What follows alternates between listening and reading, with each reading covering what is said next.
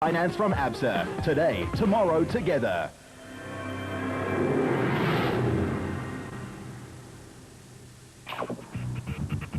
In 2007, the organisers of the Sun City 400 won the Absa Off-Road Award for the best event of the year.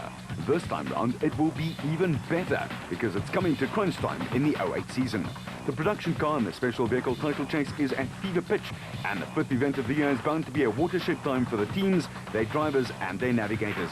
For the men in the various cockpits of the more than 70 entries that are expected to line up for the event to be held at the end of July, it will be one tough ask. The Sun City 400 has, rightly so over the years, earned a reputation as a physically demanding and mechanically testing event. The organisers, ably led by Chief R.D. Roots, focus on variety on the race route. Add in the inevitable dust in the Pilanesberg due to the lack of rain at this time of the year, throw in some midday heat, hot competition, some very inhospitable terrain and some mountains, and you get to understand the whole scenario. What's more is that this race is known to be a truly spectator-friendly one and allows off-road enthusiasts and aficionados to see their favourite zoom by several times within comfortable driving range around the route. And for hospitality, you have to go a long way to beat what Sun City always offers during one of the established events on the calendar. Add to that the fact that the championship races in virtually all the classes is split by just a few points, almost throughout all 7 categories, and that no one has taken a clear hold of the points battle for any of the national crowns on offer yet, and you can understand why the Sun City 400 is going to be yet another humdinger of an event. Throw in the fact that there are 1 or 2 favourites and then a dozen or so men who want to unseat them from their posts in the Sun City 400 in 2008. Coupled with that, the big production title battle between Nissan, Toyota and Ford is still raging on. One did not finish next to a team name can mean the end of any championship hopes here. Ford and Toyota will again have Nissan in their sights in the production vehicle category at the Sun City 400, round 5 of the Absa Off-Road Championship, and the gloves will be off this time. Nissan, the reigning champions, currently have 3 wins, all going to reigning drivers champ Duncan Foss in one of 3 factory Sasol Nissan Navaras, while Toyota have a lone victory via Mark Cronier and Chris Birkin in one of the 2 factory Castrol Toyota Hilux entries. Ford have yet to win this season, but former champions Neil Woolridge and Kenny Scholthammer have had 4 podium finishes in a row in the factory Ford Racing Ranger, and Sun City could provide their breakthrough.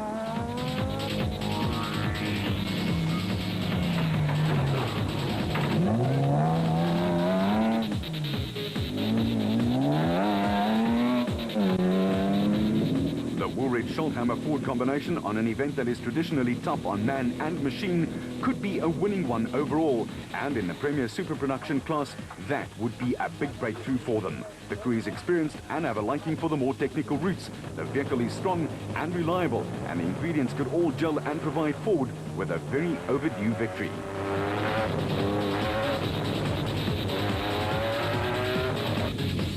The fact that Scholthammer leads the Co-Drivers' Championship with Ralph Pitchford missing events via overseas commitments is an additional incentive for the team. Woolridge is second in the Drivers' Championship, and with backup from Mark Ferguson and Craig West in another factory entry and the reliable Kobus van Tonda and Rian Grauper in their Unifreight Ford Ranger, the Ford Challenge is a very powerful one indeed.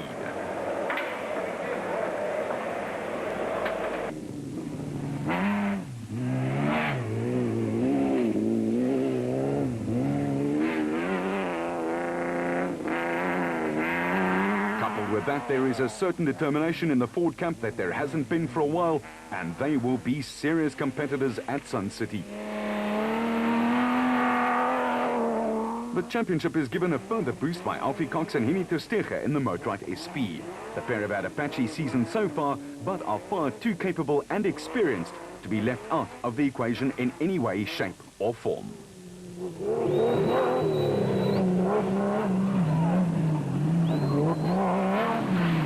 After all, Cox has won more than 20 national championships.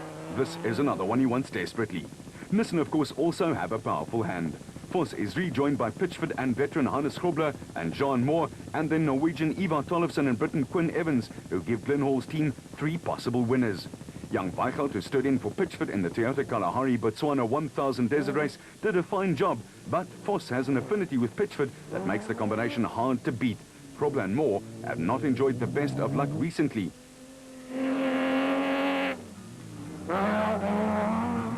Vos respects the Cronje-Birkin combination in the Toyota greatly.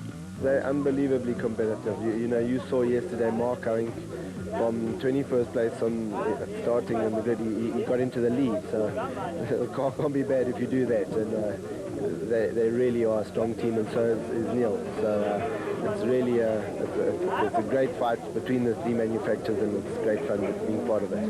You're defending at Sun City in the lead by 16 points, but the competition will have to chase. No, they have. I won there last year, and I really enjoy the Sun City race, and our car's very good there. So we're going to be strong there, I think, provided that we don't do anything too silly.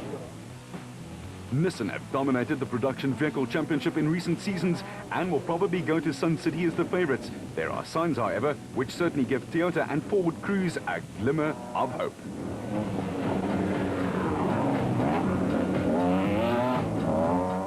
The experienced Anthony Taylor, who's linked up with veteran Robin Houghton in the factory Castrol Toyota team, appears to have added an element of stability to the squad. Cronje and Birkin are perhaps the quickest crew in the championship, but having both works entries in the points in 2 successive races have been a great boost for the entire Castrol Toyota squad.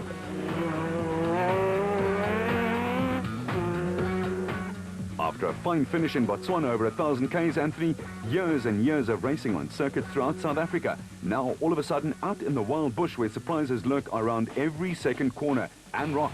How have you come to terms with that? Yeah, you know, I think having driven off-roads now and that, I think it might just make my senses a bit sharper coming back to the circuit racing, because you know, you have to react and respond so much quicker in off-road because of all the lurkers that are waiting in the grass, the trees that come up on you. You really have to be sharp all the time, and you know, the driving technique in off-road is almost sort of 8/10 rather than 10/10. When you get close to a guy, or you can start smelling the dust, that's when you start after pushing the 10/10, which is nice from the circuit point of view because you know how to keep it precise, yet also keep the pressure on. So yes, it does help you, but also at the same time there are 1 or 2 instances where you can get caught out, which certainly did help me today. But you know, generally speaking, I was sort of riding 8/10 most of the time just to conserve the car and get it back home. There will be solid backup from Chris Visser and Japie Badenhorst in their Castrol Toyota Hilux, as well as Hechu and Jaap de Bruin in the Microl Excel Toyota Hilux, who are deceptively quick.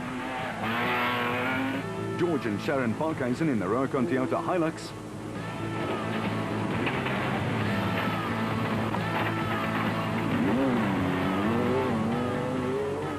as well as Jaco Swanepoel and Keith Solomon in the IDM Cement Toyota Hilux appear to have found their feet in the SP class and have come up with some very encouraging results lately. Mike Thompson and Brian Haviland in the new double-cab Feltex Imperial Toyota Hilux made an impressive start to the Toyota Kalahari Botswana 1000 Desert Race. You know, being a new car, you're always going to have teething problems, you know, until you've got the car nicely settled. We managed to do 300 kilometers of testing prior to the event, but obviously it wasn't sufficiently or rough enough. The event was really, really rough, specifically the time trial, and obviously that was a good test for the car. Mike, in the new car, what are the differences for you after stepping up to the special production car class? And intrinsically, what are the differences? The vehicle's the SP vehicle, a lot faster than before, a lot of concentration required, personal fitness. It's going to take a little while for us to get used to it with the teething problems that we had in this event. We'll get the car right and we'll be back up on track. And why Toyota? Toyota offered a lot of support. And, you know, it's a big team, there's a lot of camaraderie, there are a lot of people racing Toyotas, and that's why we chose to go with it. Sun City is a tough event. Do you have good memories from the Pilanesberg and surrounds? I actually like the Sun City event. Our best finish ever was at Sun City. It's nice terrain to race in. It's rough, but not as rough as the desert, and we're looking forward to it. Nissan crews currently lead the way in Class D with Kutsia Labuskaghni and Johan Gerber in their trustworthy Raconics Nissan hardbody. They lead brothers Henry and Maurice Matten in a similar vehicle in Rhobi colours. Both crews have won this season and a good contest could develop, but the Botswana desert took its toll. You've got to rebuild this thing a little bit first, take all the scratches out from the thorn bushes, and then Yeah, much of the same, I think. Try and get a few more points in the bag. We've got a championship we're trying to get. So somehow, if we get that right, I'll be a happy camper. The Zoumattens' biggest challenge will probably come from the steady Chris de Plooy and Henk van Vieren in the RFS Toyota Hilux, who've done very well this season. Cliff Weichelt and Jimmy Goch in the N1 4x4 Toyota Hilux D 4x4. And Frein Ramon Besaidnout and Stefan Locke in their Toyota Hilux, last year's top rookies, who have been disappointing and will be looking for a return to form.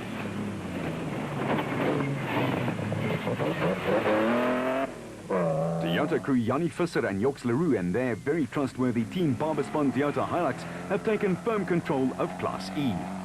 Penalties that dropped Jack Peckham and Lucio Santoro from first to third in class on the Toyota Kalahari Botswana 1000 Desert Race did nothing to further their cause in the Ford Racing Ranger, but they'll be there or thereabouts. The KwaZulu-Natal crew will be keen to make amends, and another interesting clash is on the cards. Newcomer Diebold van Breda, the Potch Plastics Toyota Hilux, has done well with 3 different co-drivers in 4 events. And Thomas Rundle and Brian Roberts in the Baden Tyre Services Nissan Hardbody will be looking to turn around what has so far been a rather disappointing season in 2008. Dion Venter and Ian Palmer in the 4x4 Mega World Toyota Hilux will also be looking for a good result, as will rookies Dan Swanepoel and James Moss in the IDM Cement Toyota Hilux.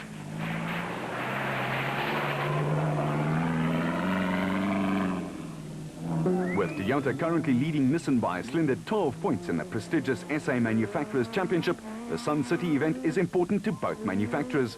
Ford are a further 34 points in arrears, and the battles in the Pilanesberg, with the Sun City 400 voted the best event last year, will be both interesting and extremely significant. Voss's third win of the year, though, on the recent Toyota Kalahari Botswana 1000 Desert Race saw him open up a comfortable 16-point lead over former champion Neil Woolridge from the Factory Ford Racing stable in the overall point standings. The Botswana win was also Voss's second successive triumph in the Desert Marathon and Nissan's 7th win in a row. But while he sits atop the driver's standings, his partner Ralph Pitchford is third in the co-driver stakes. Pitchford missed the Botswana outing because of an overseas commitment, and for the second time this season, Louis Weichelt sat alongside Voss. Woolridge's partner Kenny Scholthammer leads the co-drivers championship ahead of Chris Birkin and Pitchford, who has shared in 2 of Voss's wins this season. Castrol Toyota factory driver Mark Ronier, who is third in the drivers championship, and Birkin finished second to Voss and Weichelt on the desert race.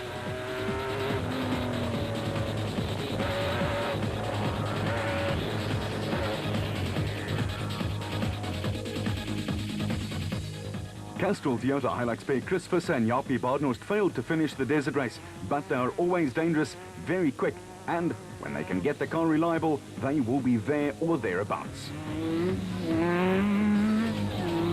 Fourth in the driver and co-driver stakes are Hannes Grobler and Johan Moore, teamed in a second Sasol Nissan Navara. The 3-time champion is always dangerous, expecting to be even more so at Sun City.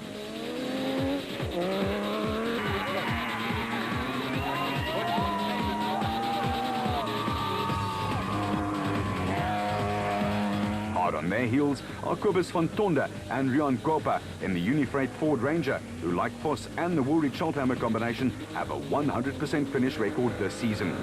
Due to anomalies in points allocations in overall and class finishes, there are slight changes in the SP class positions. Moore is third amongst the co-drivers ahead of Pitchford, while van Tonda and Gopa move ahead of Visser and Badenhorst.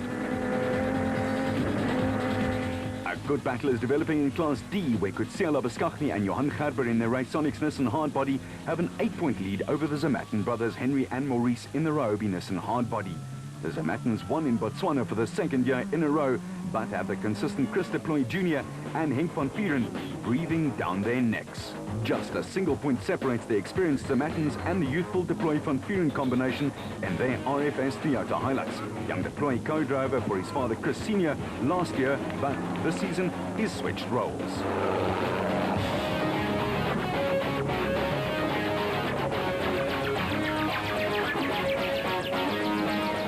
No doubt it suited him right down to the ground. A third win of the season on the Toyota Kalahari Botswana 1000 Desert Race has given Yanni Visser and Joks Leroux in the Team Barberspan Toyota Hilux a clear lead in Class E. They lead Peckham and Santoro, who were hit with a 25-minute penalty for various infractions in Botswana.